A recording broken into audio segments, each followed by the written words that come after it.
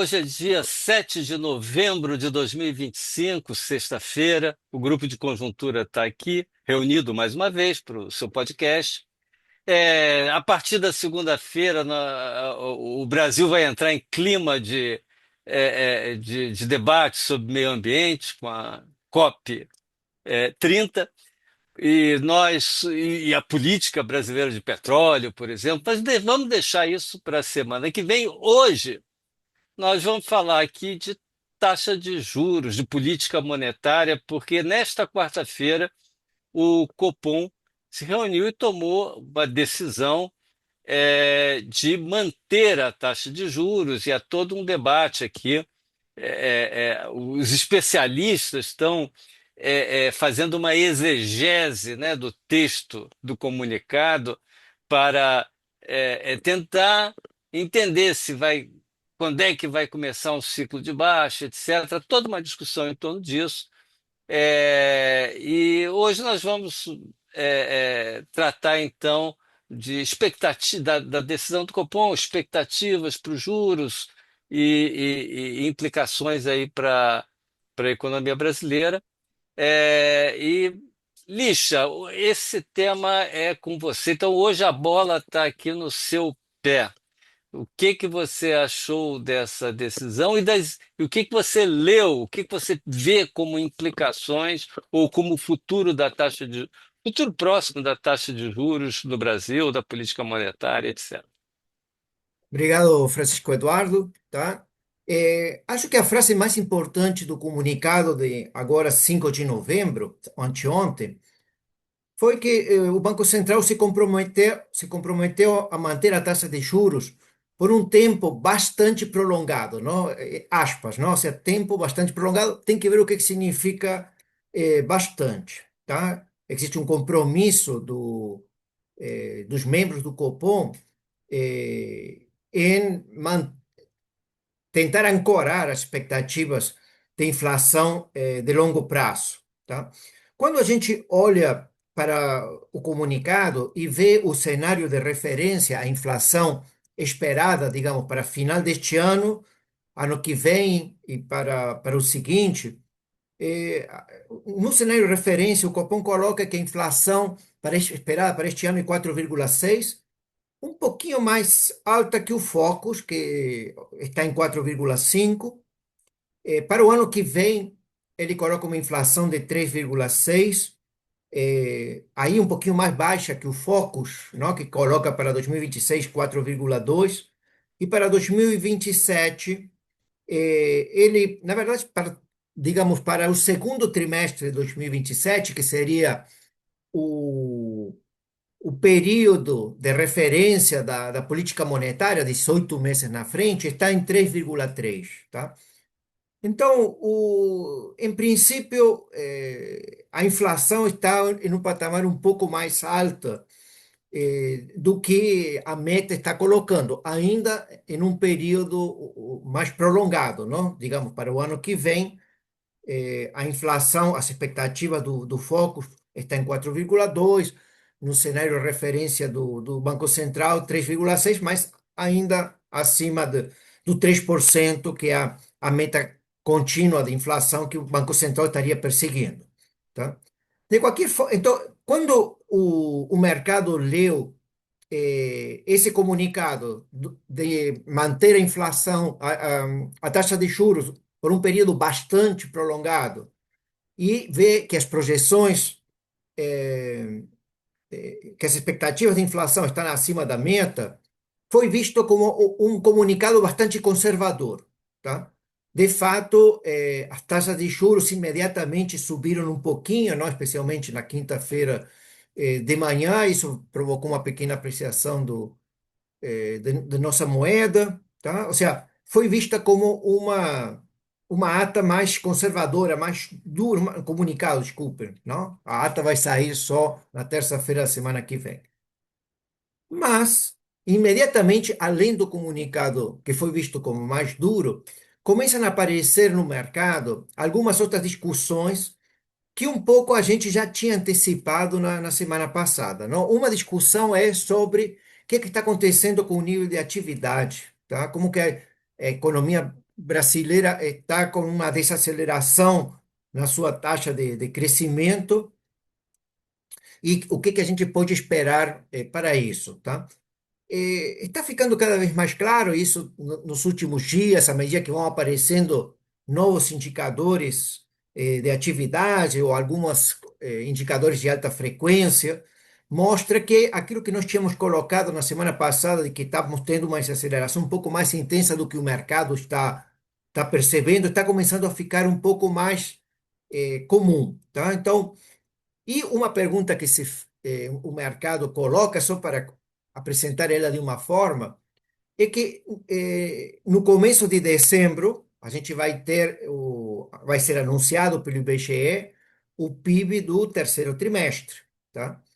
E já existe alguma expectativa que o resultado pode ser levemente positivo, digamos 0,1% contra o segundo trimestre, pode dar estável, ser um crescimento de zero, né, nessa série desacionalizada, ou pode chegar a ser negativo, tá? Já tem vários analistas colocando essa possibilidade de ter um PIB de terceiro trimestre, no terceiro trimestre anunciado em dezembro, começo de dezembro, e ser negativo. Pergunta é como que o anúncio dessa notícia vai afetar o humor, não? Ou seja, a sensação do mercado, dos analistas e especialmente do governo, tá? Ou seja, lembremos que 2026 é um ano eleitoral, tá? E podemos ter, então, um segundo semestre deste ano com PIB negativo, não? Ou seja, e entrar para o ano 2026 com uma economia já com taxas de crescimento negativo. Pergunta como que isso vai ser interpretado pela classe política, pelo governo, tá? Em um momento em que o ciclo político vai ser muito importante. Nesse sentido, começam a aparecer algumas especulações. É claro que isso está no, no, no espaço mais especulativo, de deliberações, de discussões, tá? Que estão começando a se formar. Mas alguns acham de que a redução da taxa de juros, o começo a reduzir a taxa de juros, poderia ser antecipado, tá? Eh, digamos, um pouco o consenso que nós tínhamos até poucas semanas atrás, é que este ano não teríamos redução da taxa de juros e que ela só começaria em algum momento do ano que vem. Não? Ou seja, temos uma reunião em janeiro de 2026 e outra em março de 2026. Mas, se o ruído for muito alto, se as preocupações do governo forem muito intensas, se aqueles sentimentos mais impulsivos da classe política começam a aparecer, poderíamos ter uma redução da taxa de juros já na próxima reunião do Copom, tá? Ou seja, acho que é dia 18 e 19 de dezembro, tá? No dia 19 de dezembro poderia ser anunciado. Eu acho muito pouco provável, tá? Na verdade, o mercado está precificando, ou seja, quando a gente olha lá para os mercados de derivativos na B3, a probabilidade de uma redução agora em dezembro é só 7%, tá? Mas isso que está lá nos mercados, mas de qualquer forma, isso tem começado a ser discutido ou deliberado, tá? De qualquer forma, já tem alguns analistas, por exemplo, o Banco of America falou de que ele acha que a redução vai ser agora em dezembro. Uma consultora Galápagos, o BRP, uma asset, também já colocou que seria agora na reunião de dezembro. O que significa uma mudança radical no comportamento do Copom, porque ele vai ter que anunciar ou se comunicar antes disso. Então, poderíamos, para fazer isso agora em dezembro, teríamos que ter uma mudança na comunicação. Ou seja, neste período, digamos, quando em dezembro for anunciado o PIB do terceiro trimestre, se ele vier negativo, digamos, o Copom teria, digamos, 10 dias ou menos para comunicar que estaria mudando um pouco a percepção de mercado, tá? Acho que isso está num terreno muito especulativo, tá? Eh, de qualquer forma, digamos, o mais provável, me parece, esse é um ponto pessoal, é que a primeira redução aconteça em janeiro, na reunião de janeiro, ainda quando isso seja minoritário. A probabilidade na B3 de que isso aconteça é, por enquanto, 47%, tá? Ou seja, 53% acha que não vai ter redução ainda em janeiro, tá? Mas, como eu acho, ou seja, um pouco o grupo tinha se posicionado sobre isso na semana passada, que a economia está nesse período de desaceleração do nível de atividade um pouco mais intenso do que a gente estava observando. Isso pode estar mudando um pouco o conjunto de informações e as decisões que o mercado estaria, digamos, colocando por parte do Banco Central, tá? Então, começam as especulações sobre como reagiria o Banco Central, o presidente do Banco Central, o Galípolo, nesse sentido, se teria pressões do governo para reduzir a taxa de juros. Lembremos que esta semana o ministro da Fazenda, Fernando Haddad, de forma também relativamente incomum, se manifestou sobre o tema, não? Falou que se ele fosse presidente do Banco Central, já reduziria os juros. O que pode pensar, a gente pode pensar de que o governo vai ter essa predisposição a antecipar a redução da taxa de juros, tá? É claro que isso, na medida que esse debate que estou colocando de antecipar a redução colocaria muita volatilidade nos mercados financeiros, não? Rumores, esse tipo de comentários que se poderiam começar a fazer vão afetar preços dos ativos financeiros, tá? O outro ponto também que o mercado discute é que temos pela frente uma mudança na presidência do Banco Central Americano, do Federal Reserve. O mandato do Powell vence em maio de 2026, mas provavelmente o novo presidente vai ser indicado, todo indica, pelo secretário do Tesouro um pouco antes, tá? Provavelmente a partir de janeiro já seja se tome alguma decisão, já que estão os candidatos aí colocados. Seja quem for o candidato, ele vai ser muito mais predisposto a reduzir a taxa de juros, tá? Então, em termos de expectativa de juros, o que a gente tem para o diferencial de juros entre os juros brasileiro e americano, se não reduzir a taxa de juros, é uma ampliação da taxa de juros por essa mudança que podemos ter lá no Federal Reserve, tá? Então, eu acho que o cenário mais provável é que o Banco Central nosso Copom, na reunião de dezembro, comece a comunicar que estará mudando a expectativa, não? Mudar a expectativa sobre mudança para a taxa de juros e preparar o mercado para, na reunião de janeiro, fazer essa redução, tá? Não é o que o mercado ainda está esperando, não acho que o mercado é um pouquinho mais conservador que isso, mas é isso que podemos estar olhando pelo que a gente percebe hoje no debate brasileiro. Deixa eu te fazer um comentáriozinho rápido, queria saber a sua reação também, que é o seguinte, é claro que se se houver uma confirmação de uma desaceleração assim, maior do que esperada da economia,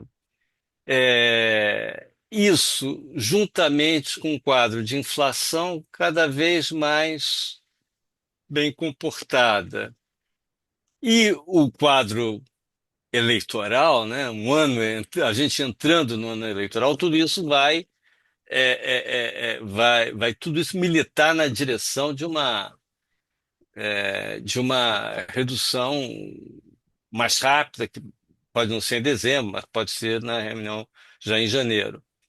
Por outro lado, há um outro fator que você não chegou a mencionar aí, mas a gente já conversou sobre isso, que é a questão da taxa de câmbio. Nós temos falado aqui no grupo que, uma coisa mais ou menos surpreendente é que neste ano a gente está com fluxo cambial muito negativo, até esse mês. Muito negativo, muito pior do que no ano passado. E isso em si já contribuiria para uma desvalorização, uma depreciação cambial, uma desvalorização cambial. Além disso, é, as notícias recentes, os dados mais recentes mostram que os investidores estrangeiros que estavam apostando no real parece que começaram a mudar as suas apostas, a desfazer posições em reais, etc. Tudo isso diante de tudo isso, fica surpreendente que o real esteja se valorizando, né? Hoje mesmo está valorizando, quer dizer, e está a taxa de câmbio está muito bem comportada, desvalorizou, o real se o real se valorizou desde o início do ano e continua sem que se apresente qualquer tendência a uma desvalorização maior.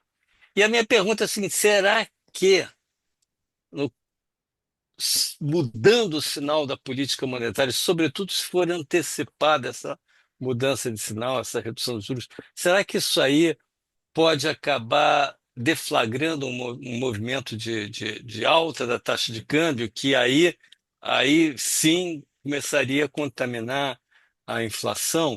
Quer dizer, eu vejo então um dilema aí para o ano que vem entre esses dois lados, para o final desse ano, começo já do ano que vem, entre essas duas questões, né? De um lado, o risco de uma aceleração cambial depois da taxa de câmbio, a subida da taxa de câmbio depois contaminando, em seguida contaminando a inflação, de um lado, e o risco de uma desaceleração num quadro, num ambiente já de próximas eleições presidenciais. Então, deixo aqui de que Essa, forma esse conflito aí vai afetar aí as decisões. deixa só um ponto sobre isso que Francisco Eduardo coloca. Obviamente que vai aumentar a volatilidade, não? Ou seja, Uhum. o dólar, inicialmente aqui no Brasil, o preço dele vai subir, depois vai cair.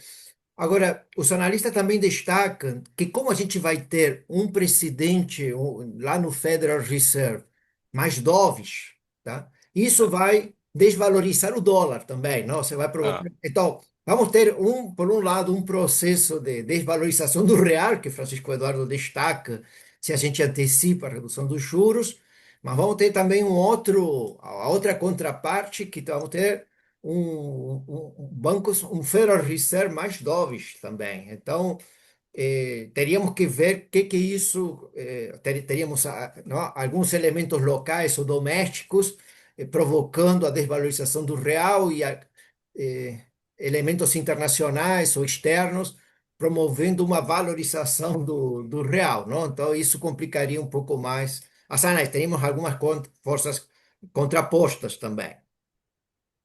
ok. Então ficamos por aqui e até a próxima semana, até a próxima sexta-feira, com mais um podcast do Grupo de Conjuntura. Até lá.